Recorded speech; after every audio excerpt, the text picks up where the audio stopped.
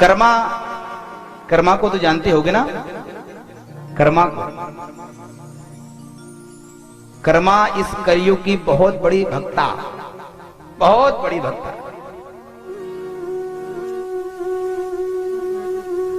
कर्मा के पिताजी भगवान ठाकुर जी की सेवा करते थे और एक दिन उनके पिताजी को गांव जाना पड़ गया। तो कर्मा से कह गए, बेटी मैं 2-3 दिन बाद आऊंगा तो बने बिहारी जी को, ठाकुर जी को भोग लगा देना, तभी तुम जो है प्रसाद को, भोजन को पाना। कर्मा ने कहा, पिताजी ठीक है। कर्मा ने भोजन बनाया, अपने यहां पर खिचड़ी बनाई और ला करके ठाकुर जी के सामने समक्ष रख दिया और कहा कि आइए बिहारी जी भोजन करिए, आइए भोजन करिए। और सामने रख दिया, कह दिया कि एक कन्हैया तू अगर नाय खावेगो तुम्हें तो नाय खावे वारी है। मेरो बाबा मोते कह के गयो, जब मेरो कन्हैया भोजन कर ले बाकी बाद में तू भोजन करियो। ए कन्हैया, हे प्रभु आजा, तू भोजन को लगा ले, भोग लगा ले।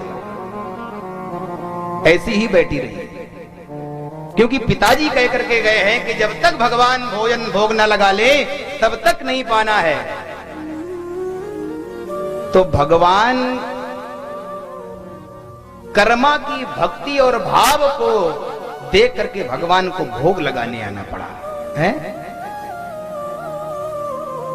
थाली भर के लाई रे खींचड़ो है, मारवाड़ी भजन है। अरे थाली भर के लाई रे खींचड़ो, जामे घी की बाटरी, जी मो मारो श्याम धनी, पीटा जी मावे बेटी जाटरी है।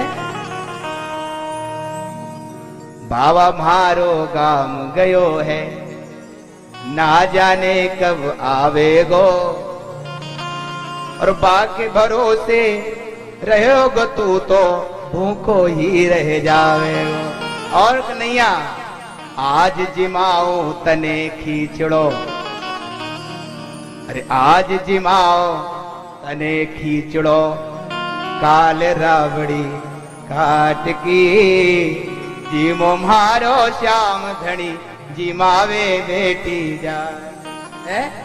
भगवान आकर के प्रसाद को पाया और ऐसे ही रोज बना करके भोजन रख देती है। जब भोजन करते हैं तभी कर्मा को, और जब कभी कभी विलंब हो जाए, कभी विलंब हो गया कर्मा को भोजन बनाने में, तो भगवान पहले से ही खड़े हो जाते हैं आकर के, जल्दी कर्मा मुझे भूख लगी है, क्यों नहीं आए। तो ऐसा नहीं कि आप जाकर के भगवान के मुंह में लगाने लगो। कहते ना भक्ति करने का ज्ञान,